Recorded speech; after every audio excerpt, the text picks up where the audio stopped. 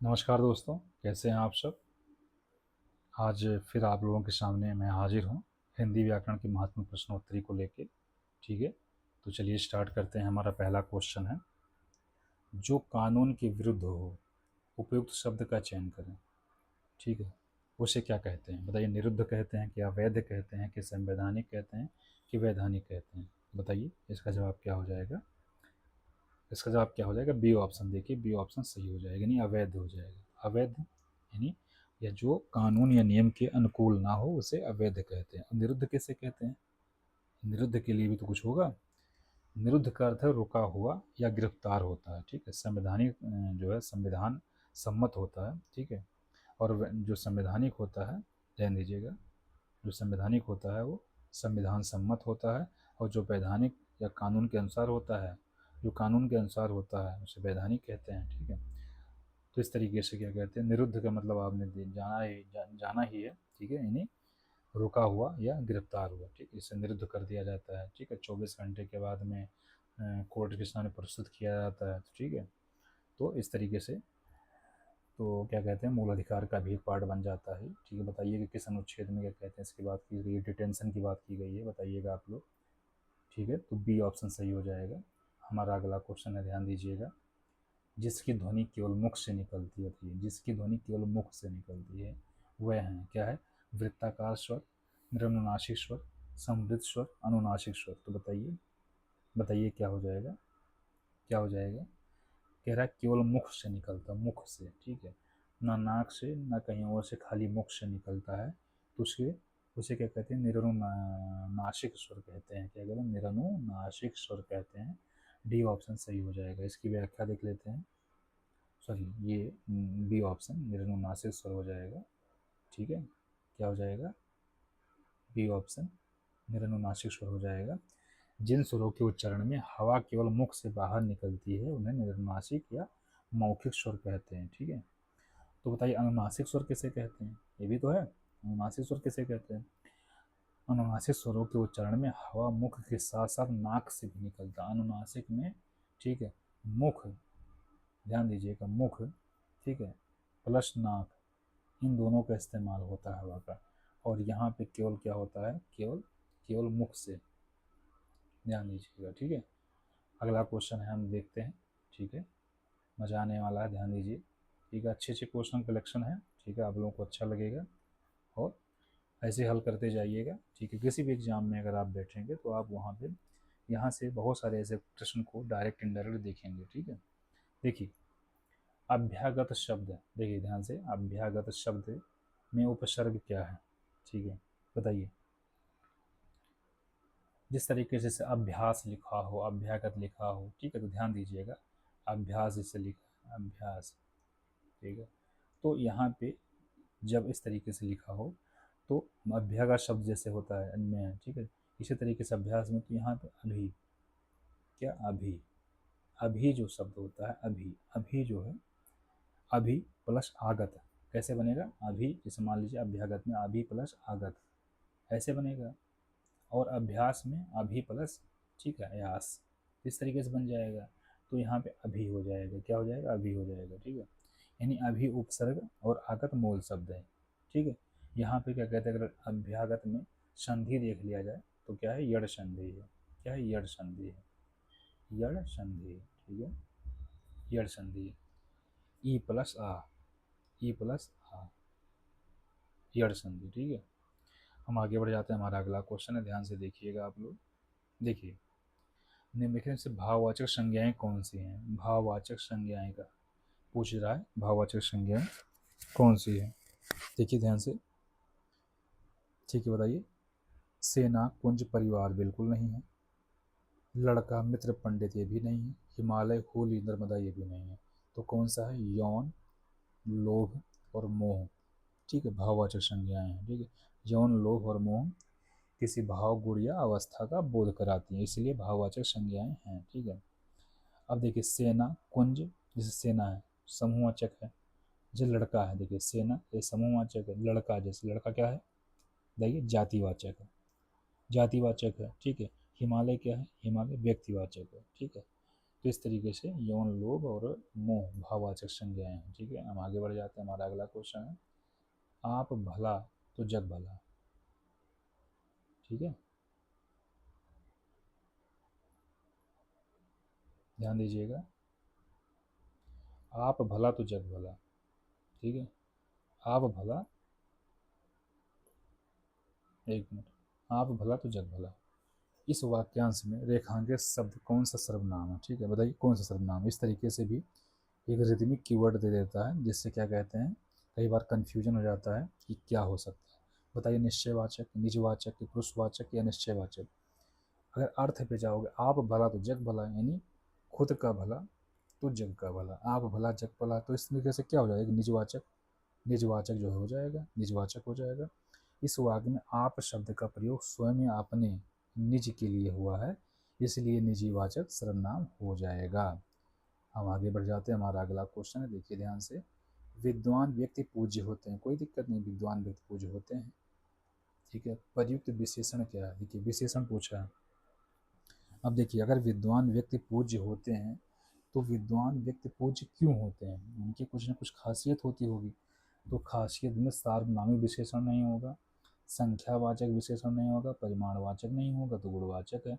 उनके अंदर कुछ गुण होंगे तभी उनकी पूजा होती है, तभी उनके समाज के लिए, लोगों के लिए पूज्य होते हैं, आदर्श होते हैं। ठीक है, तो ध्यान दीजिएगा, इसमें विद्वान शब्द व्यक्ति के गुण को प्रकट करता है, इसलिए क्या हो जाएगा, ये गुणवाचक विशेषण हो जाएगा। ठीक है, हम आगे बढ़ जाते हैं। हमारा अगला क्वेश्चन है, आप लोग ध्यान से देखिएगा। राजन द्वारा, देखिए राजन द्वारा किताब पढ़ी जाती है। ठीक है, राजन यानी राजा, राजा के सेंस में है। ठीक है, राजा। ठीक है,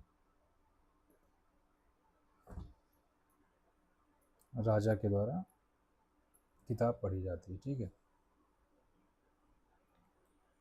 राजा के द्वारा किताब पढ़ी जाती है। तो बताइए, तो बताइए इसमें क्या है, इस वाक्य में वाच्य क्या है। ठीक है, अभी हम लोगों ने चर्चा किया था, ठीक है, पिछली क्लास में, कि वाच्य, कृत्यवाच्य, ठीक है, और कर्मवाच्य और भाववाच्य। कृत, ठीक है,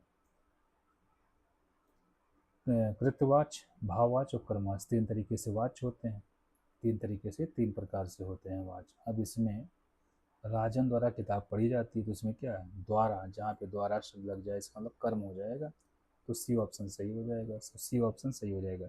जिस वाक्य में क्रिया का संबंध कर्म से होता है और द्वारा या से कारक चिन्ह का प्रयोग होता है, वहाँ कर्मवाच्य होता है। यहाँ क्रिया देखिए पढ़ी जाती है, कर्म यानी किताब के अनुसार, किताब के अनुसार है, पढ़ी जाती है तो किताब के अनुसार है, पढ़ी जाती है, राजन द्वारा किताब पढ़ी जाती है। ठीक है, हम आगे बढ़ जाते हैं दोस्तों। हमारा अगला क्वेश्चन है, देखिए बहुत अच्छा और प्यारा क्वेश्चन है। ठीक है, एग्जाम में पूछे जाने योग्य क्वेश्चन है। ईश्वर तुम्हें दीर्घायु दे, अर्थ के अनुसार आधार पर वाक्य, अर्थ के आधार पर वाक्य का भेद बताइए। इच्छावाचक वाक्य, प्रश्नवाचक वाक्य, विस्मयवाचक वाक्य, निषेधवाचक। देखिए निषेध तो होगा नहीं, विस्मय पे शब्द लगे नहीं है, ये भी नहीं होगा, तो बचता क्या है, ए और बी। क्या बचता है, ए और बी। और ईश्वर तुम्हें दीर्घायु दे, देखिए ध्यान दीजिएगा, इसको प्रश्नवाचक भी नहीं होगा, ये ऑप्शन सही हो जाएगा। अब देखिए इसको, जिस वाक्य में वक्ता की इच्छा, आशीर्वाद या शुभकामना का बोध हो, उसे इच्छावाचक वाक्य कहते हैं। जैसे मान लीजिए हमारे बूढ़े बुजुर्ग या जो हमसे बड़े हैं, ठीक है, कई बार ऐसा होता है कि हमको क्या करते हैं, वो आशीर्वाद देते हैं, अपनी इच्छा से शुभकामनाएं या शुभेच्छा प्रस्तुत करते हैं, तो इस तरीके से, ठीक है, इनकी इच्छा है तो इच्छावाचक वाक्य है। ठीक है, तो ये इस तरीके से हो जाएगा, ये ऑप्शन। हम अगला क्वेश्चन देख लेते हैं दोस्तों। जो पृथ्वी से संबंध रखता है, अगर पृथ्वी से संबंध रखता है, वो वाक्यांश के लिए एक शब्द क्या होगा, बताइए, उस वाक्यांश के लिए एक शब्द क्या होगा। लौकिक, भूगोलीय, पार्थिव, प्रथा। तो इस क्वेश्चन का जवाब क्या हो जाएगा, पृथ्वी से संबंध रखने वाला या मिट्टी से बने हुए वस्तु के लिए, ठीक है, क्या होता है, पार्थिव का प्रयोग होता है।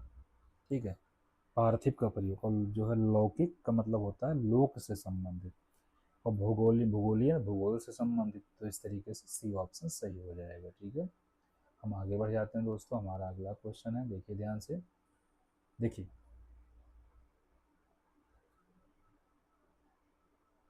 दुर्लंघ शब्द निम्नलिखित में से कौन सा वाक्यांश उपयुक्त होगा, बताइए। ठीक है, जैसे जहाँ जाना कठिन हो, गलत। जहाँ जाना सरल हो, गलत। जहाँ जाना असंभव हो, ये भी गलत। डी ऑप्शन देखिए, जिसे पार करना दुर्लंघ, दुर्लंघनीय या दुर्लंघ है, तो इस तरीके से, ठीक है, दुर्लंघ है, दुर्लंघ या दुर्लंघनीय, ठीक है, दुर्लंघ या दुर्लंघनीय, जिसे पार करना कठिन हो, ठीक है, जिसे कठिनाई से लाघा या पार किया जा सके, इस तरीके से दुर्लंघ है, जिसे पार करना कठिन हो, तो ये डी ऑप्शन सही हो जाएगा। ठीक है, हम आगे बढ़ जाते हैं। देखिए, सावन हरे न भादो सूखे, बताइए। ऐसे कहावतें या लोकोक्तियाँ आप लोग, ठीक है, अपने जनजीवन में जरूर सुनते आए होंगे कहीं ना कहीं, ठीक है, विद्वता या विद्वानों की मंडली में आपने सुना होगा। ठीक है, देखिए, जिससे, ठीक है, सावन भरे हरे न भादो सूखे, बताइए, यानी असंभव बात, सदा एक सी दशा, सावन में हरा और भादों में सूखा, ना सावन में हरा ना भादों में सूखा, तो बी ऑप्शन सही हो जाएगा। सदा एक सी दशा में जो रहता है, सावन हरे न भादो सूखे, उसके लिए सब बराबर ही रहता है। ठीक है, कोई बदलाव नहीं आता है, नहीं, हमेशा एक जैसी स्थिति ही बनी रहती है। ठीक है, इस तरीके से भी कर सकते हैं। ठीक है, और 12 नंबर क्वेश्चन देख लेते हैं दोस्तों। हमारा 12 नंबर क्वेश्चन है, थोथा चना बाजे घना, ये भी एक लोकोक्तियाँ हैं। देखिए, शोर को चना पसंद है, ना पूरी होने वाली आशा, अल्प बुद्धि वाला अधिक डींग मारता है, बुद्धिमान को सर्वत्र विजय हासिल होती है। तो इस क्वेश्चन का जवाब क्या हो जाएगा दोस्तों, ध्यान से देखिएगा, क्या हो जाएगा। सी ऑप्शन देखिए, अल्प बुद्धि वाला अधिक डींग मारता रहता है। देखिए, जो लोग बकवास करते रहते हैं, ऐसे कहते हैं गाल बजाना, बकवास करना, तो बकवास तो करते हैं, लेकिन साथ साथ में क्या कहते हैं कि इतना बढ़ा चढ़ा कर पेश करते हैं, बहुत ही अतिशयोक्त लगता है। ठीक है, तो सी ऑप्शन हो जाएगा सही यहाँ पे। ठीक है, अब बताइए, उपकूल, उपकूल में समास कौन सा है, बताइए, उपकूल में समास कौन सा है। द्विग नहीं है, ध्यान दीजिएगा, द्विग नहीं है, तत्पुरुष नहीं है, द्वंद्व नहीं है, तो बचता है विभाव। अब विभाव क्यों है, देखिए, उपकुल मतलब, उपकुल मतलब होता है कुल के समीप, कुल के समीप, ठीक है, कुल के समीप, उपकुल भी हो सकता है, यहाँ जो उपकुल लिखा है, उपकुल, ठीक है, कुल के समीप, इसमें पहला पद उप अवयव और उपसर्ग है, इसलिए यहाँ अव्ययीभाव समास है। ठीक, हम आगे बढ़ जाते हैं। अगला क्वेश्चन है हमारा, देखिए ध्यान से, शुद्ध वर्तनी वाले शब्द का चयन कीजिए, शुद्ध वर्तनी वाले शब्द का चयन कीजिए।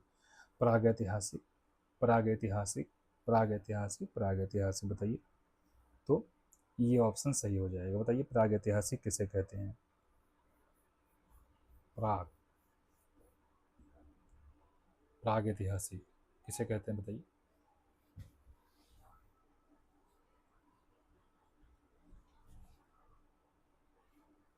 बताइएगा कमेंट बॉक्स में कि प्रागैतिहासिक काल किसे कहा जाता है।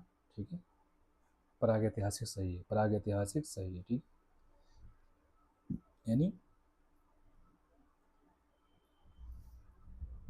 शब्द में प्राग, प्राग उपसर्ग और इक प्रत्यय दोनों को लगा दिया जाता है, तो क्या बन जाता है, सही वर्तनी प्रागैतिहासिक बन जाएगा।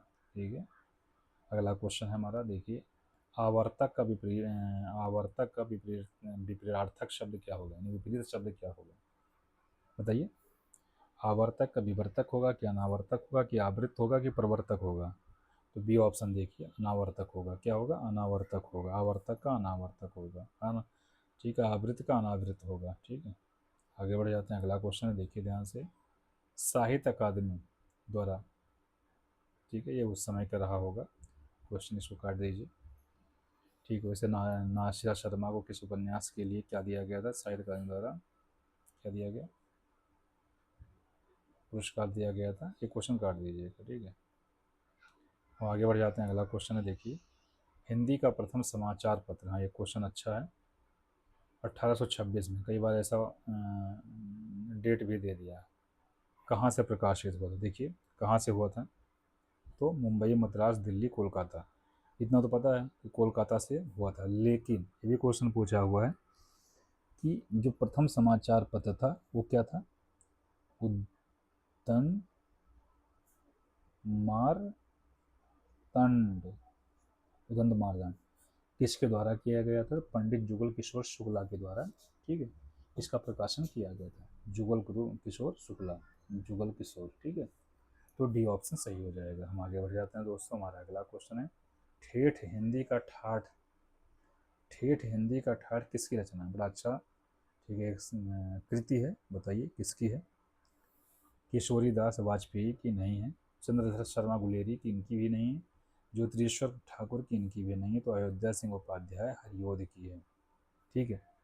ठेठ हिंदी का ठाठ, और एक और भी इनकी है, चुभते चौपदे, चुभते चौपदे प्रसिद्ध रचनाकार अयोध्या सिंह उपाध्याय हरिओद की रचनाएं हैं, ठीक है। हम आगे बढ़ जाते हैं। अगला क्वेश्चन है, खाने की इच्छा को क्या कहते हैं? बताइए।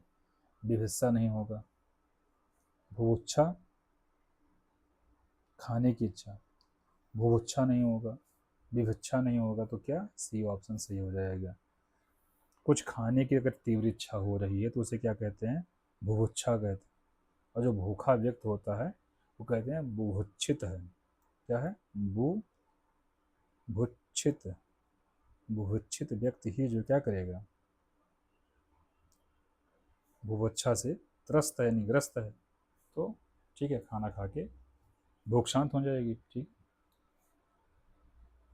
हम आगे बढ़ते हैं। हमारा जो है, ध्यान दीजिएगा, अगला क्वेश्चन है, अगला और लास्ट क्वेश्चन है इस सेशन का। देखिए, निस्संग का, ध्यान दीजिए, निस्संग का विलोम है क्या? बताइए।